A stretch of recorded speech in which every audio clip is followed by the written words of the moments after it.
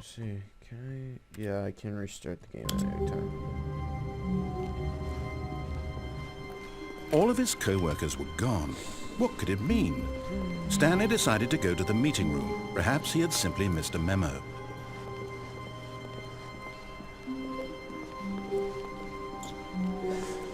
Let's try. When Stanley came to a set of 2 open doors, he entered the door on his left.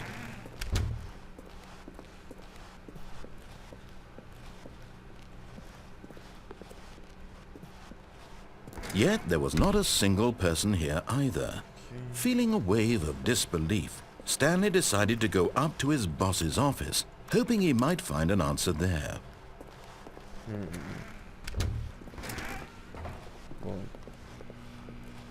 Stanley stepped into the broom closet, but there was nothing here, so he turned around and got back on track. Coming to a staircase, Stanley walked upstairs to his boss's office.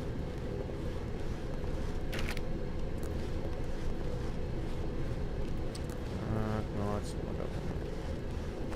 I want to go. Let's go down.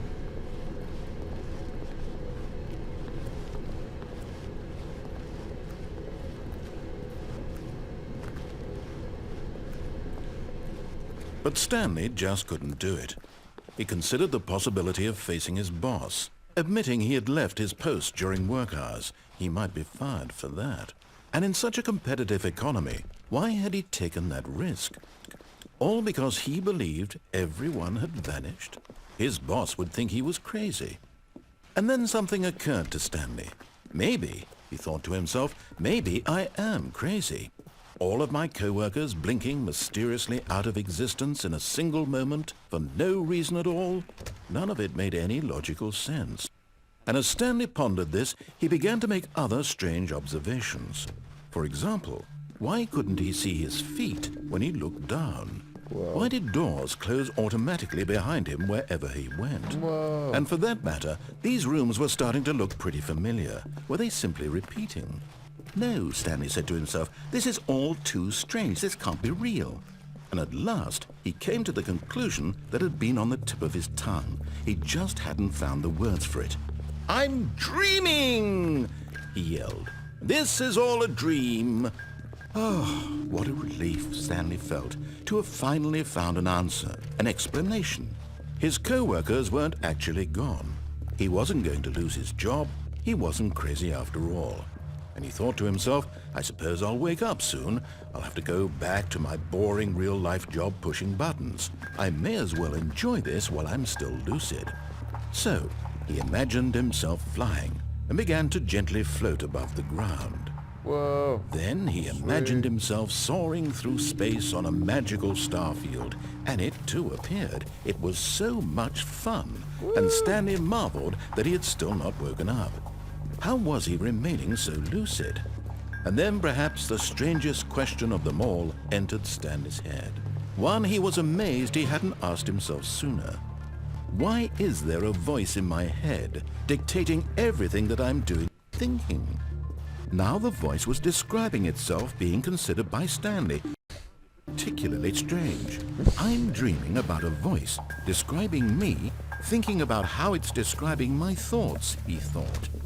And while he thought it all very odd and wondered if this voice spoke to all people in their dreams, the truth was that, of course, this was not a dream. How could it be? Was Stanley simply deceiving himself, believing that if he's asleep, he doesn't have to take responsibility for himself? Stanley is as awake right now as he's ever been in his life.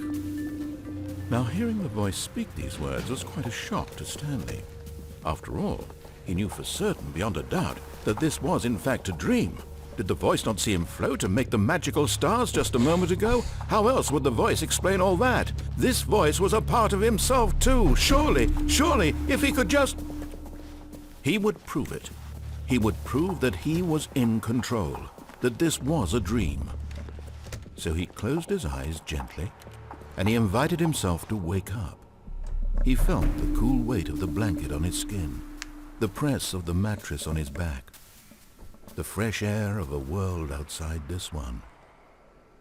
Let me wake up, he thought to himself. I'm through with this dream. I wish it to be over. Let me go back to my job. Let me continue pushing the buttons. Please, it's all I want. I want my apartment, and my wife, and my job. All I want is my life exactly the way it's always been. My life is normal. I am normal. Everything will be fine. I am okay.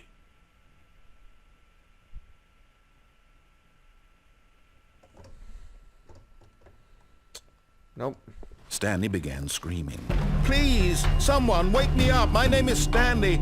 I have a boss. I have an office. I am real. Please, just someone tell me I am real. I must be real. I must be. Can anyone hear my voice? Who am I? Who am I? And everything went black. Okay, then. This is the story of a woman named Mariella. What? Mariella woke up on a day like any other. She arose, got dressed, gathered her belongings, and walked to her place of work. But on this particular day, her walk was interrupted by the body of a man who had stumbled through town talking and screaming to himself, and then collapsed dead on the sidewalk. And although she would soon turn to go call for an ambulance, for just a few brief moments she considered the strange man. He was obviously crazy, this much she knew. Everyone knows what crazy people look like. And in that moment, she thought to herself how lucky she was to be normal. I am sane. I am in control of my mind. I know what is real and what isn't. It was comforting to think this, and in a certain way, seeing this man made her feel better. But then she remembered the meeting she had scheduled for that day. The very important people whose impressions of her would affect her career, and by extension, the rest of her life. She had no time for this, so it was only a moment that she stood there, staring down at the body. And then she turned and ran. Well then. That's certainly uplifting.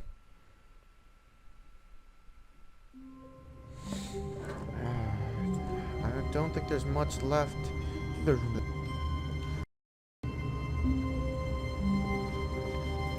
Then I might have to look this up, so I don't know if there's much more else to this game. The meeting room. Yes, that's where everyone would be. Stanley just needed to get to the meeting room, and from then on, he would never be alone ever again. Wasn't that dialogue a little bit different? Maybe I'm just... When Stanley came to a set of 2 open doors, he entered the door on his left. This was not the correct way to the meeting room, and Stanley knew it perfectly well. Perhaps he wanted to stop by the employee lounge first, just to admire it. Standing now in this incredible room, Stanley for the first, but eager to get back to business, Stanley took the first open door on his left. And so he detoured through the maintenance section, walked straight ahead to the opposite door, and got back on track. Okay, I didn't go this way, which isn't a real way. Well then, I think that's about it. Unless there's doors I can open, I don't know.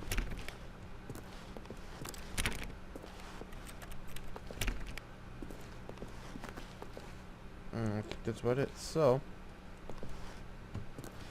thank you for joining me for the Stanley Parable. I guess I will...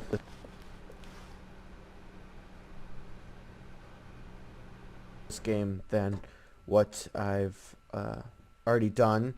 Also, I might go back and get some achievements on this game, because I know there's more than the 2 or 3 I unlocked. So I will might come back at some point and try to get those achievements. So but thanks for joining me. I'll see you guys later.